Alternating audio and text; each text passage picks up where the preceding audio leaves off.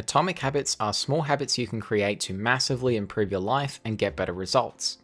Over 1 million readers have read this book to help them improve their sleep, relationships, health, and wealth. You, your team, or company will benefit by improving your productivity through implementing the atomic habit systems that I'm about to share with you. This is a book summary of Atomic Habits by James Clear. Let's dive into Chapter 1, The Surprising Power of Atomic Habits. Small habit changes might not appear to make any difference in the short term, but once enough habits are made, you will be able to see the drastic improvement in your life. The effects of small habits compound over time. For example, if you get just 1% better each day, you'll get 37 times better after 1 year. Results from habit changes take time to develop. You need to be patient. Focus more on your habits and systems instead of setting goals. Goals limit your results because, number one, winners and losers have the same goals. Because of the survivorship bias, we believe that successful people are successful because they set goals. We forget that there are countless people who set goals but fail. Therefore, setting goals won't have any real effect on the results you get. Number 2, achieving a goal is only a momentary change. Imagine your room is messy. By cleaning your room, you will achieve your goal of having a clean room. The problem is that your sloppy habits cause your room to be messy in the first place. To solve this permanently, you need to focus on changing your habits instead of creating more goals. Number 3, goals restrict happiness. You set goals because you want to feel happy when you achieve it. The problem with this mentality is that you'll never achieve happiness. You will always delay it until you have achieved the next goal. And number 4, most people set goals, then once they achieve them, they stop improving themselves. Chapter 2, How Your Habits Shape Your Identity. There are 3 levels of change.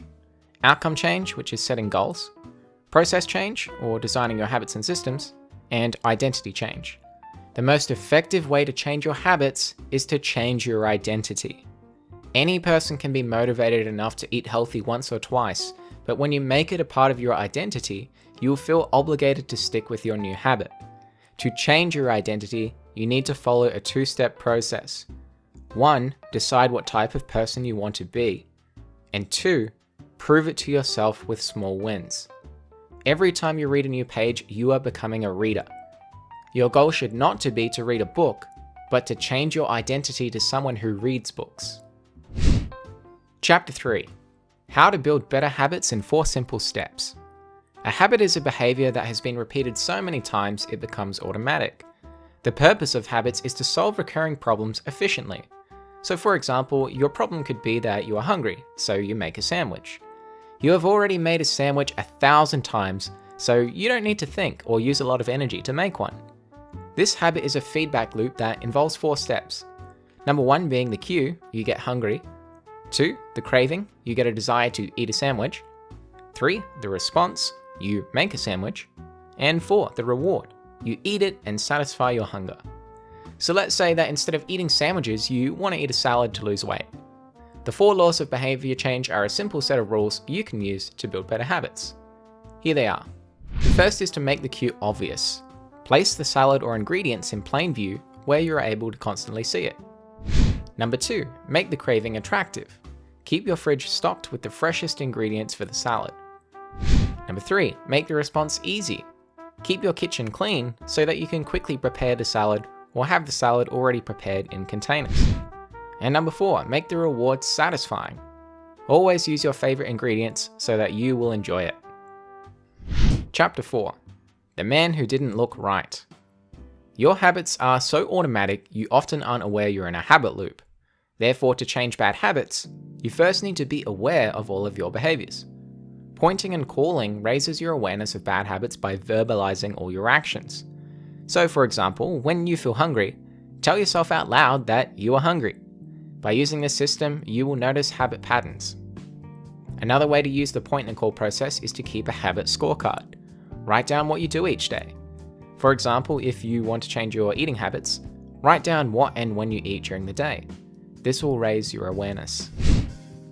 Chapter 5, The Best Way to Start a New Habit. The 2 most common cues are time and location. To create a new habit, you need an implementation intention. The implementation intention formula is this: I will do this habit at this time in this location. For example, I will work out at 6 p.m. in my backyard. This will allow you to set a specific time and location that fits your schedule so that you won't have any excuses. To make new habits easier, you can use habit stacking.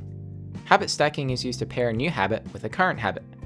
The habit stacking formula is, after I do this habit, I will do this new habit. For example, after I brush my teeth, I will floss. Or after I eat breakfast, I will drink a glass of water. Chapter 6. Motivation is overrated, environment often matters more. It is easier to build habits in a new environment because you will not be reminded of old cues. Every habit is started by a cue.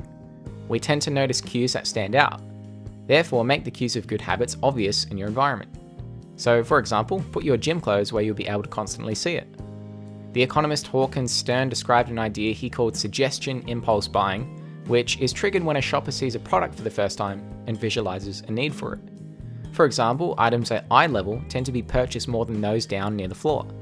The more available a product or service is, the more likely you are to buy it. Chapter 7.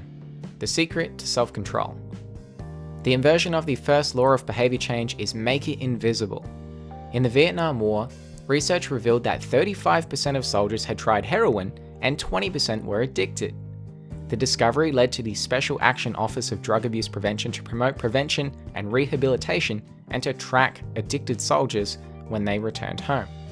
They found that when soldiers who had been heroin users returned home, only 5% of them became re-addicted within a year, and just 12% relapsed within 3 years. In other words, 9 out of 10 soldiers who used heroin in Vietnam eliminated their addiction nearly overnight. This revealed that addictions can dissolve if there is a radical change in the environment. In Vietnam, soldiers spent all day surrounded by cues triggering heroin use. It was easy to access, they were under the constant stress of war, and they built friendships with soldiers who were also heroin users. Once a soldier returned to the US, there were no cues to trigger the addiction anymore. To get more self-control, you need to spend less time in tempting situations.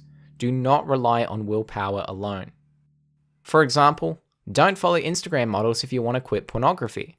Seeing a sexy picture could tempt you to watch pornography. Chapter 8. How to make a habit irresistible. The second law of behavior change is make it attractive. Habits are a dopamine-driven feedback loop. It is the anticipation of a reward and not the reward itself that gives us the motivation to do something. Your brain has more neurons allocated for wanting rewards than for liking them. Researchers have found that 100% of the nucleus accumbens brain region is activated during wanting, while only 10% of the region is activated during liking. You can use this motivation you get from craving a reward to bundle it with a task you need to do. This is called temptation bundling. Temptation bundling can be used to make your habits more attractive. The technique is to pair an action you want to do with an action you need to do. For example, if you need to clean your room, bundle it with listening to your favorite music. Chapter 9. The role of family and friends in shaping your habits. People have a strong desire to fit in and belong to the tribe, therefore we usually adopt the habits that our culture has. We tend to copy the habits of 3 social groups: the close, family and friends; the many, the tribe; and the powerful, those with status and prestige. To build better habits, make friends with or join a culture where your desired behavior is a normal behavior and where you already have something in common with the group. If a certain behavior makes people respect and praise us, then we find it attractive. Chapter 10. How to find and fix the causes of your bad habits. The inversion of the second law of behavior change is make it unattractive. Highlight the negatives of a bad habit.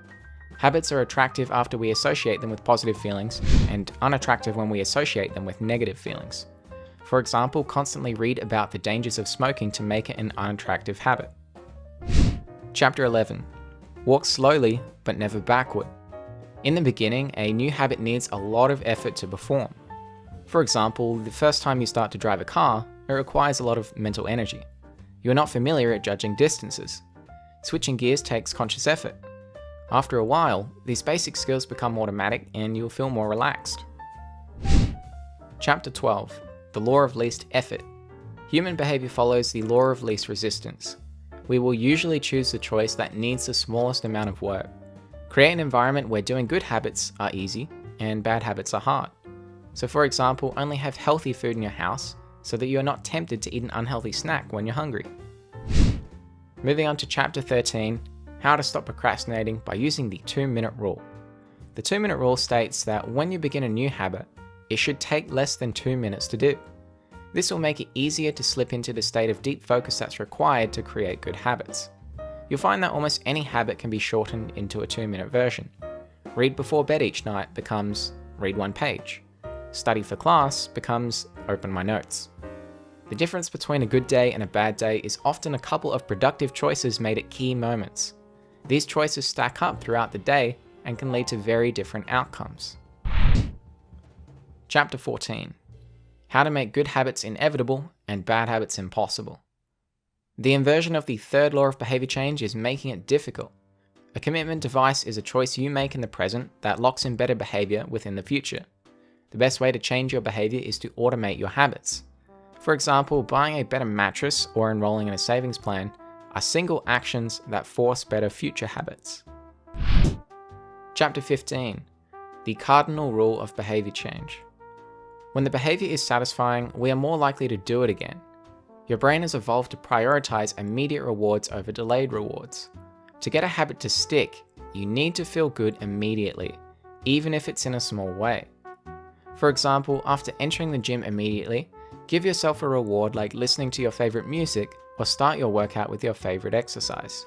Making it satisfying increases the chances that a behavior will be repeated. Chapter 16.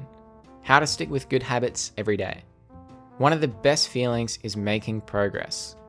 A habit tracker is a great way to measure your progress, like marking an X on a calendar. Habit trackers can make your habit satisfying by providing evidence of your progress. Try to keep your habit streak alive. If you miss one day, attempt to get back on target as quickly as possible. Never miss twice. Missing once is an accident. Missing twice is the start of a bad habit. The problem is not messing up once. The problem is thinking that if you can't do something perfectly, then you should never do it. Chapter 17. How an accountability partner can change everything. The inversion of the fourth law of behavior change is make it unsatisfying. We are less likely to repeat a bad habit if it's painful or unsatisfying. An accountability partner can create this painful effect. We care a lot about what others think of us, and we don't want others to have a bad opinion of us. A habit contract can be used to make the cost of violating your promise painful. Chapter 18. The truth about talent. When genes matter and when they don't. The secret to improve your odds of success is to choose the habits that best suit you. Our habits are not only determined by our personalities, our genes also play a role. Our deeply rooted preferences make certain habits easier for some people than for others. A person who scores lower on conscientiousness, for example, will be less organized by nature and may need to rely more on environment design to stick with good habits. To choose the best habits to build, ask yourself the following questions. What feels like fun to me, but work to others? What makes me lose track of time? Where do I get greater returns than the average person? What comes naturally to me? Chapter 19. The Goldilocks Rule. How to stay motivated in life and work. The Goldilocks Rule states that people experience the most motivation when working on tasks that are close to the edge of their current abilities. This is when we enter the flow state, where we are able to concentrate for long periods of time. In psychology research, this is known as the Yerkes-Dodson law, which describes the optimal level of arousal as a midpoint between boredom and anxiety. Therefore, to gain motivation, you need to constantly push your skills and performance. Chapter 20. The downside of creating good habits. The benefit of habits is that we can do things without thinking. The downside is that we stop paying attention to little errors. The process of mastery requires that you progressively get better, each habit building upon the last until a new level of performance has been reached. Reflection and review is a process that allows you to stay aware of your performance over time. Here's how to review your habits and make adjustments. Tally your habits for the year and ask yourself, what went well this year? What didn't go so well this year? What did I learn? 6 months later, conduct an integrity report and answer 3 questions. 1. What are the core values that drive my life and work? 2. How am I living and working with integrity right now? And 3. How can I set a higher standard in the future? Life is constantly changing. You need to check to see if your old habits and beliefs are still serving you. This was a long one, so let's recap the 20 lessons we learned today. 1. Focus on habits and systems instead of setting goals. 2. The most effective way to change your habits is to change your identity. 3. Use the 4 laws of behavior change to build better habits, which are make the cue obvious, make the craving attractive, make the response easy, and make the reward satisfying. 4. Verbalize or write down your bad habits so you can raise awareness to change them. 5. Start a new habit by using an implementation formula, which is telling yourself, I will do this habit at this time in this location. 6. Make the cues of good habits obvious in your environment. 7. Spend less time in environments with temptations. 8. Make a new habit easier to adopt by doing it immediately after an existing habit, like brushing your teeth. 9. Hang around people where your desired behavior is their normal behavior. 10. Remind yourself of the negatives of a bad habit to make it less attractive. 11. Know that building a habit takes lots of effort in the beginning, but after a little, it gets easier. 13. Make new habits take less than 2 minutes to do. 14. Automate your habits. Examples are like buying a better mattress or setting up your own automated banking system. 15. Reward yourself for doing a habit, especially in the beginning. 16. Never miss a habit twice in a row. 17. Get an accountability partner. 18. Choose the habits that best suit you, not just because somebody on YouTube said you should. 19. Do your habit such that it isn't too easy or too hard. And 20. Constantly reflect and review for errors in your behavior.